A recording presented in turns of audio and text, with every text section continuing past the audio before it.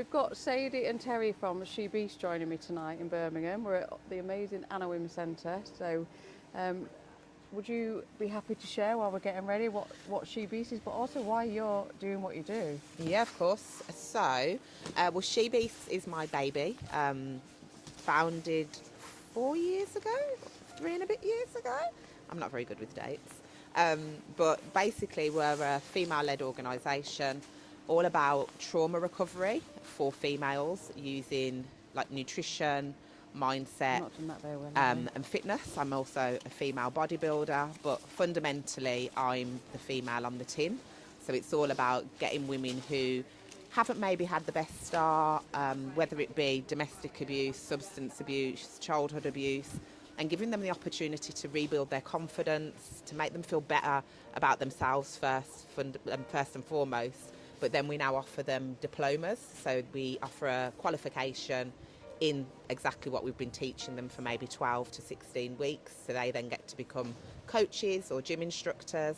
And we're just in the process now of trying to look at how we do placements. So that includes housing as well. So giving them a real opportunity to be in an environment where they can thrive, where they can feel better, stronger, like she beasts, basically. What ages are they? Literally, we all ages, but from a female, like from a woman's perspective, it tends to be sort of 18 upwards. But then we also do a lot of youth programs, like the one I was doing this evening, and that can be anything from 9 up to about 17. So we really like prevention as well as cure. And I guess the reason why I do it is, like I said, I am that female. So grew up not necessarily in the most usual way. So left home at 15. Prior to that, I'd witnessed a lot of domestic abuse at home. Was separated from both my parents. Teenage mom by the time I was 16. Lived homeless for a while.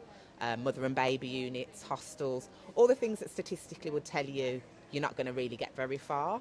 But I was fortunate. I had some really good women that were from community projects and also from the community I was with that supported me and kind of gave me that push and said, you can be what you want to be. There's no right or wrong way to start. You just got to keep going. So that's what we do. Like you're doing now?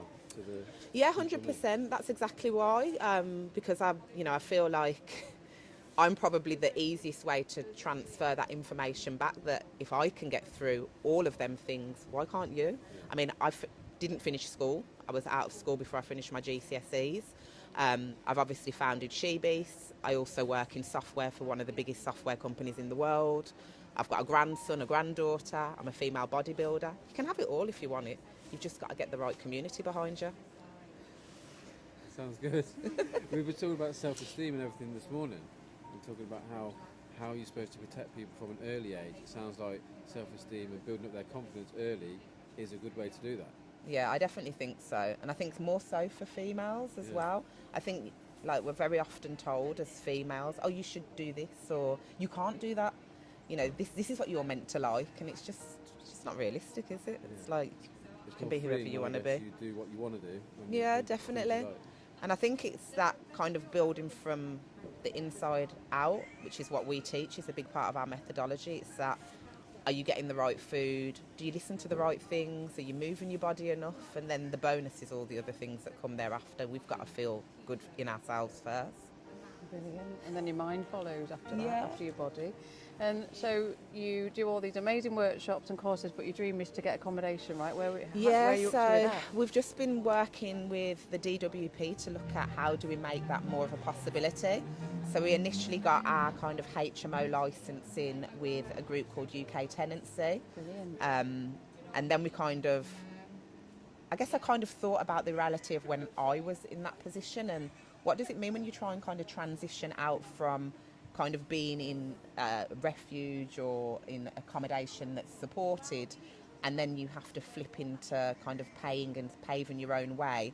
And we realised if we went down the standard kind of HMO route, that can sometimes throw up a lot more challenges than it does advantages. It can. Yeah, so that's why we're speaking with the DWP, because they're running a programme with the Salvation Army, which looks at a very similar opportunity. So where the women won't become penalised for going into work, they'll Yeah. kind of just transition all the way through. Yeah. So there's no need for that, oh my God, if I start working 5 hours, I'm now going to be penalised and lose all of my benefits. So we've just had that. So we literally were getting the enhanced housing benefit. We got a girl, an apprentice, ship with a local beautician in our house. She then did a bit of extra overtime and they cut her benefits. Yeah, and it just doesn't make sense, does it? It's like you hear all the time, oh, people don't want to work, you know, there isn't the right jobs, people are lazy, they don't want to get the qualifications, and then you have females that do want to, and it's almost like an immediate blocker. It's a barrier straight away. It's like, oh, well, if you do that, then we're going to have to take that away from Taking you. taking it off, you know, her rent. So we need that's- that money that's the for first the rent thing. and looking after the property as well. But she just, you know, she's had all the money cut. Yeah, it's really bad, right. and I think there's a lot that needs to be done for females in particular. There needs to be much more awareness of what their rights are, because I think a lot of the time there's all these kind of almost like loopholes that if you don't know, you just don't know, Yeah. which then prevents a lot of people making that first step, because you think, well, if it's going to mean I can't pay my rent, why would I Why do would it? I? Yeah. And then if you're going to take away those extra benefits and I'm not going to be able to eat, why would I do it? But really, there's this little loophole that nobody knows about, apparently, that would prevent all of this. Really? Yeah. You need to tell us about that. Yeah, so I think I was mentioning it to you about, there's a lady, she's fantastic, called Natalie from the DWP, who's driving this project with the Salvation Army, and she was basically explaining it to me, which I won't attempt to because I'll probably get some of the information wrong.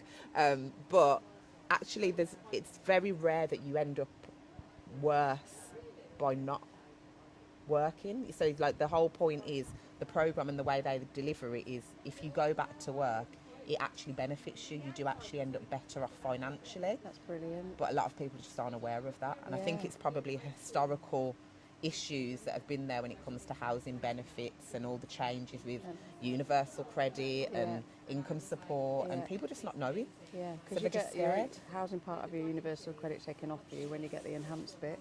So yeah, it's all still a little bit messy. Yes, Um, very messy. Do you just work with women? Well, we do just work with women, as in older women, but we have, I'm not going to fib, had a few times where we've worked with younger females, and the only way we've been able to keep them in the building is if we let the boys get involved that are in those youth groups. And funnily enough, the boys have probably been more engaged than some of the females have. That's interesting. But predominantly, yeah, we work with females. I mean, I'm by no means anti-men. I have a No. son who's 25 and I have a partner. But my experience is obviously as a female, and I feel that that's my lived experience, so it's much more easier for me to articulate and align with some of the things that these women feel, because I'm a female. Yeah.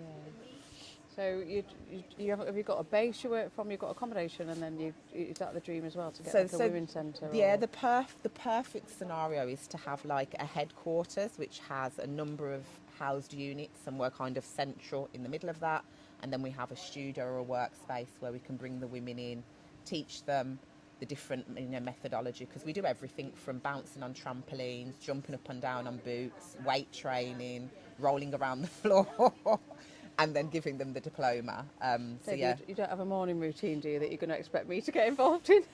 Well, to be fair, And this stuff, you said morning, what about evening routine? No. I just started panicking there, and I thought, oh my gosh, we're going to have press-ups at dawn. I am a big believer that I think you should move first thing when you get up, even if it's just for 15, 20 minutes. I do move my legs. So if it's a walk outside, or like for me, magic boots is my new love, which are like, I have got some in the car actually, which are like bouncy boots. So you get to bounce on your boot. Rebounding I love as well, which is kind of our signature thing at She Beast, which is the bounce. And that's because I don't know anybody that can either get on a trampoline or in a pair of boots where you're wobbling and it doesn't make you laugh. And you True. kind of forget, and you have to lean on somebody. And that's what it's all about, you know, leaning on each other, being That's a lovely. community, and having fun with it. Like, life's too short. So what else? What does She Bees need then? Is your opportunity to share? What else do you need? So what do we need? We need more, I would say, more organisations that are here in kind of, especially in the Birmingham Midlands space. And I'm talking about like private sector organisations now. I'm from the private sector, that use their CSR and their voluntary days in a better way.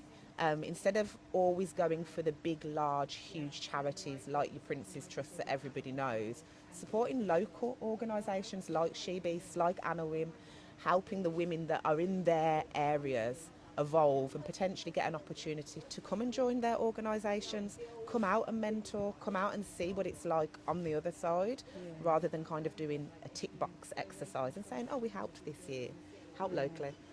Yeah, that's a great thing. And then corporates are brilliant. You just need to engage them, don't you, with and Yeah. for them to understand your mission and what it's about.